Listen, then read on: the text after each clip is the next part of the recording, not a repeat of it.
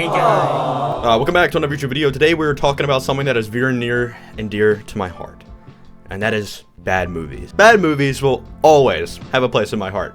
Right next to Back to the Future. Because I wish I could go back before watching this movie. There's more to bad movies than just being terrible. Bad movies can actually bring people together. Unlike a good movie where it's serious and just, I don't know, has complexity. Bad movies don't have any of those. You can just grab a beer, grab a, I don't know, vodka mixer, and just sit back with your family or friends and just laugh. And that's exactly what I did today when watching, Sauk movies. If you've actually noticed, if you search up Shark in Prime Video, which is home to one of the worst movies ever conceived, there will be a bunch of low-budget shark movies. And today I will be talking about Mummy Shark. And no, it's not a shark being a mother. It's way darker than that. And if you want this turned into a series where I talk about shitty shark movies, press that like and subscribe button. And trust me, you will laugh. These are actual gems. Let's just get straight into it because I'm starting to get giddy. I want to talk to you guys about So we open up with some stock footage on Egypt, and actually almost this entire movie is stock footage, which can get pretty goofy later on. Oh! Spooky. Then we are met upon a captured man being brought into a hut, which at first I thought this guy was Queso, which just later on indented in my head. I couldn't stop thinking of Queso when this guy showed up, so I'll just call him Queso from now on. Queso's goon picks up a box and opens it in front of the captured man. What do you see? I think nothing, dude. There's literally nothing in this box. Just kidding, there's actually a mummified shark, and whoa, what the fuck? Dude, he has lightning powers, dude. What the fuck? What you'll notice is that this guy is kind of the Temu version of Raiden, so I actually already like him. Anyways, the captured dude gets eaten by the shark, although it just looks like it's playfully patting him on the cheek for being a naughty boy for getting in their business. Then we cut the title card. I feel like James A. Janice when I do that. This movie fucking sucks. The title card made me feel extremely weird. Normally a title card is meant to set up the feeling of what's to come or the movie's genre. The Thing, one of my favorite movies of all time, sets up fear of the unknown with its title card. But I'm met with this.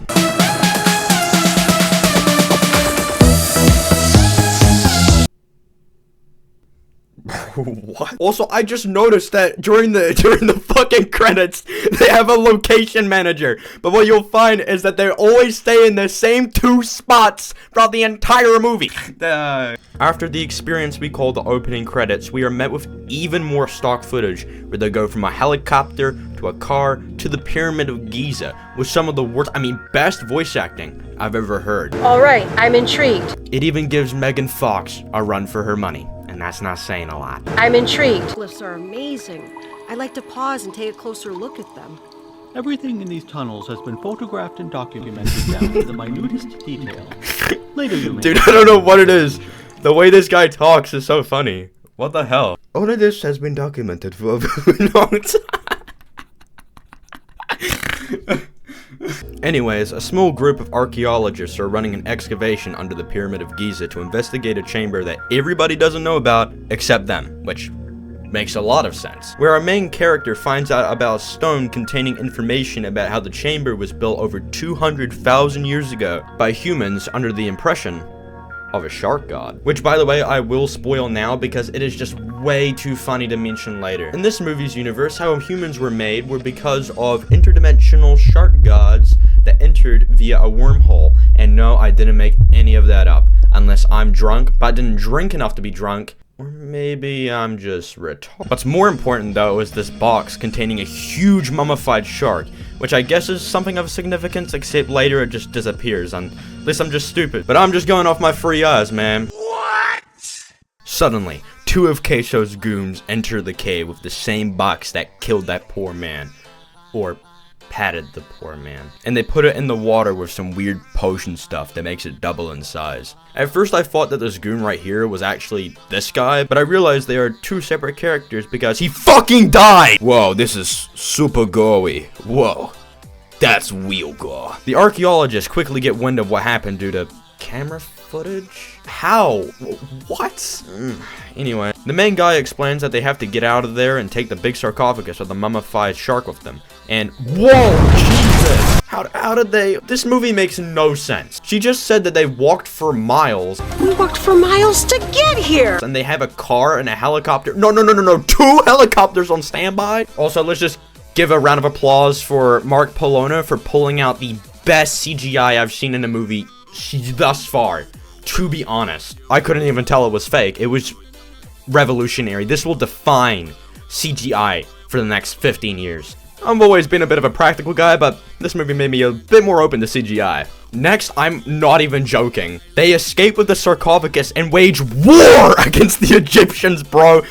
So they have to go into hiding. They do this by shooting down aircraft. How could this movie get even greater? We skip back to Queso in the hut, who for some reason doesn't have a psychic ball, so just uses a stock pot, which has its own charm knowing he can't afford a ball. But he now knows what they are up to. Whoa.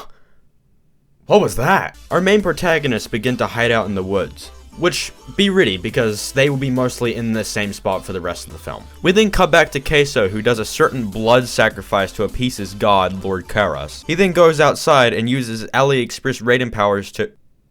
Whoa. I must consult with the Elder Gods. Whoa! Oh my god, bro. They had an entire party up in there and I wasn't invited. Oh my god, they fucking kicked me out, dude. That's not fair. Anyways, I have to go back to talking about this shitty fucking movie. God damn it. We move back to our protagonist, who spent 3 minutes yapping about things I already told you. Now, fun fact, but this guy, he's actually the director and has spent his entire career making shitty C-grade films. Hats off to the guy for dedication, because jeez, I would have stopped on my first movie. Anyways, the director gives this very important old woman, and yes, I forgot everyone's names, don't blame me for forgetting a forgettable film, tea leaves, which, by the way, was actually sent by Queso, and oh my god, this is unrelated to the movie, get it off my screen! Queso ends up flying over to the camp and commands the old woman to follow him because he controlled her via the tea leaves. And soon after, he uses the leaves to mix up this brew and uses it to summon the mummy shark, who ends up obliterating half the camp. Meanwhile, she just watches. Just watches. Just watches. Leaving the original three to team up to try and find the old woman. Now, this is probably the weirdest part of the movie, and where I started to go, what the fuck, was that the old woman's purpose for the shark is to bear the shark's children, which is just...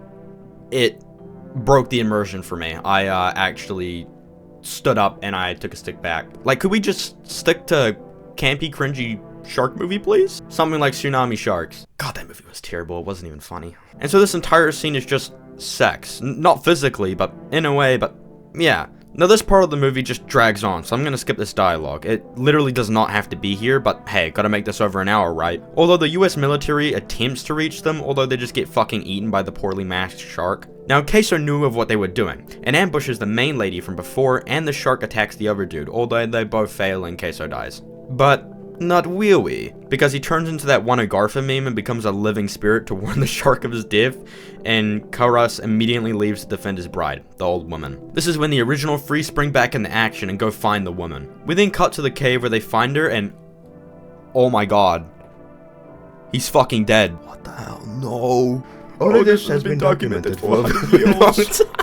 No! And then to speed this up because it's starting to get boring, the US military suddenly comes back, bombs the shit out of the shark, and the shark disappears and they all go back to safety. Although at the end they are literally interrogated by Patrick Bateman, so all I could think of was that subtle off-white coloring. The tasteful thickness of it.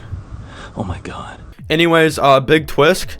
The shark-human baby hybrid is actually in her lungs. Did I forget to mention she's pregnant? Does the director or writer know their anatomy very well?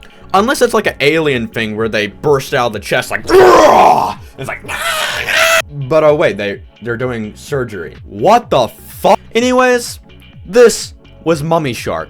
Hope you guys enjoyed. This was an actual roller coaster of many emotions, mostly betrayal, sadness, and a sense of confusion. This is why bad movies exist, and why they should continue existing.